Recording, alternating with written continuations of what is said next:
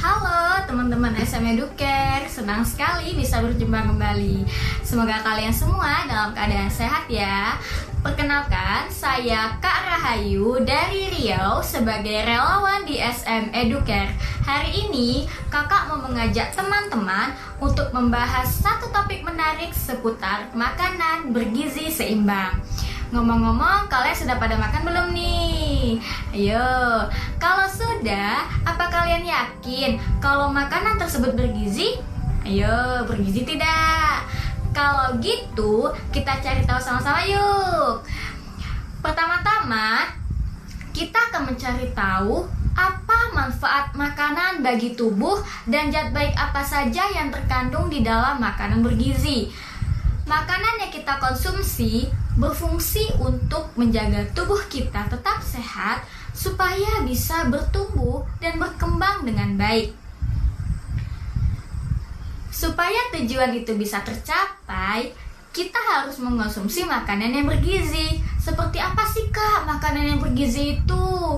Makanan yang bergizi bukan berarti makanan yang mahal, makanan yang enak, atau bahkan makanan yang menyenangkan saja loh teman-teman. Lalu Kak, bagaimana makanan yang bergizi itu? Yang dimaksud dengan makanan bergizi adalah makanan yang mengandung komposisi seimbang, yaitu memiliki karbohidrat, lemak, mineral, protein, vitamin, dan air. Terdapat 3 golongan zat pada makanan bergizi. Yang pertama, zat tenaga, yang terdiri dari karbohidrat dan lemak. Yang kedua, zat pembangun, yang terdiri dari protein dan mineral. Yang ketiga, zat pengatur, yang terdiri dari mineral, vitamin, dan air.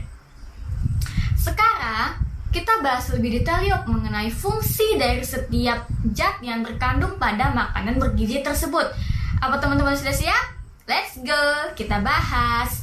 Zat tenaga yang pertama adalah karbohidrat, atau yang dikenal dengan sebutan arang, menjadi sumber tenaga karena mampu menghasilkan panas yang dapat menghangatkan tubuh dan menghasilkan energi untuk beraktivitas.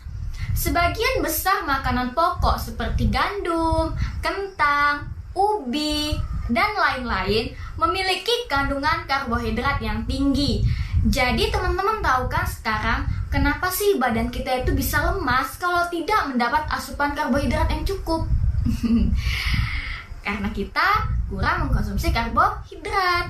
Nah, zat tenaga selanjutnya adalah lemak. Ada 2 jenis lemak loh teman-teman. Lemak apa aja? Ada lemak nabati dan lemak hewani. Lemak nabati adalah lemak yang berasal dari tumbuh-tumbuhan seperti kacang tanah, kelapa, kemiri, dan buah alpukat. Sedangkan lemak hewani adalah lemak yang berasal dari hewan seperti daging, keju, mentega, susu, dan minyak ikan. Lemak diperlukan tubuh untuk membantu penyerapan vitamin A, D, E, dan K, atau disingkat dengan ADEK. Selain itu, lemak juga berfungsi sebagai penghasil panas dan sumber tenaga cadangan. Namun, konsumsilah lemak secara cukup saja ya teman-teman, karena mengkonsumsi lemak yang berlebihan dapat menyebabkan lemak itu tersimpan di bawah kulit yang dapat memicu timbulnya penyakit. Hati-hati ya teman-teman. Sekarang kita akan membahas zat pembangun, yaitu protein. Sama halnya dengan lemak, protein juga ada 2 jenis teman-teman, yaitu protein nabati dan protein hewani. Protein nabati ini dapat kita temukan pada kacang-kacangan, tahu, tempe, dan biji-bijian. Sedangkan protein hewani ini dapat kita temukan pada telur, susu, daging, dan ikan. Protein ini berfungsi untuk memelihara sel-sel tubuh kita. Selanjutnya, kita akan bahas salah satu zat pengatur. Halo, apa itu? Zat pengatur adalah vitamin. Tubuh kita memerlukan vitamin yang cukup untuk menjaga kebugaran dan mencegah timbulnya penyakit. Kondisi kekurangan vitamin dalam tubuh disebut avitaminosis. Nah, kali ini ada zat multifungsi karena dia bisa berfungsi sebagai zat pembangun dan zat pengatur. Apa itu, Kak? Mineral. Mineral adalah zat anorganik yang penting untuk proses metabolisme tubuh. Beberapa mineral yang dibutuhkan tubuh antara lain yang pertama ada zat kapur atau kalsium yang berguna untuk pembentukan tulang dan gigi. Kalsium bisa ditemukan pada ikan, susu, dan telur.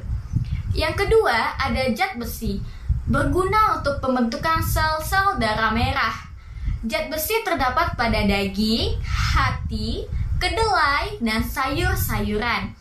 Yang ketiga ada fosfor, berguna untuk membantu pembentukan tulang dan sel-sel tubuh pada umumnya. Fosfor dapat kita temukan pada daging, susu, biji-bijian, dan sayur-sayuran. Yang keempat ada yodium, berguna untuk mencegah penyakit gondok. Yodium banyak terkandung di garam dan ikan laut. Zat terakhir adalah air. Air merupakan kebutuhan pokok semua makhluk hidup. Air berguna untuk melarutkan zat-zat makanan, melancarkan pencernaan, dan mengatur suhu tubuh. Pada kondisi normal, tubuh kita memerlukan minimal 2,5 liter air setiap hari. Nah, jadi teman-teman jangan lupa untuk minum air putih yang cukup supaya terhindar dari dehidrasi. Nah, setelah mendengar penjelasan tentang jenis-jenis zat yang terkandung dalam makanan bergizi, sekarang kita akan mencari tahu komposisi makanan bergizi yang seimbang itu seperti apa sih? Nah, apa teman-teman sudah tahu? Yo, sudah tahu belum? Baiklah, kali ini akan kita bahas mengenai komposisi makanan bergizi seimbang. Setiap orang memiliki kebutuhan gizi yang berbeda. Hal ini tergantung dari jenis kelamin, usia, berat badan, jenis pekerjaan, maupun iklim. Oleh sebab itu, kebutuhan makan setiap orang pun harus disesuaikan dengan besarnya energi yang dikeluarkan. Salah satu cara yang dapat kita lakukan untuk mengoptimalkan kebutuhan makanan kita adalah dengan menyusun menu makanan bergizi seimbang. Menu makanan bergizi seimbang ini dapat diperoleh dalam susunan makanan 4 sehat, 5 sempurna. Apa aja itu? Yang pertama ada makanan pokok, misalnya beras, gandum, jagung, kentang, sagu. Yang kedua ada lauk pauk, misalnya daging, ikan, telur, tahu, dan tempe. Yang ketiga ada sayuran, ada bayam, brokoli, kangkung, kacang panjang, wortel, dan yang lainnya. Yang keempat ada buah-buahan, misalnya buah pisang, jeruk, pepaya, dan yang lainnya. Dan yang kelima, segelas susu setiap hari. Wah, seru banget kan pembahasan kita pada kali ini. Dan gak terasa, sesi pembelajaran kita hari ini dengan tema makanan bergizi seimbang sudah mau selesai nih. Semoga apa yang kita pelajari hari ini bisa menambah pengetahuan teman-teman, dan kegiatan menyusun pola makanan bergizi seimbangnya juga bisa teman-teman segera praktekkan dalam keseharian ya. Terus jaga kesehatan dan sampai jumpa di video pembelajaran selanjutnya. Salam dari SM Educare, peduli edukasi, peduli negeri.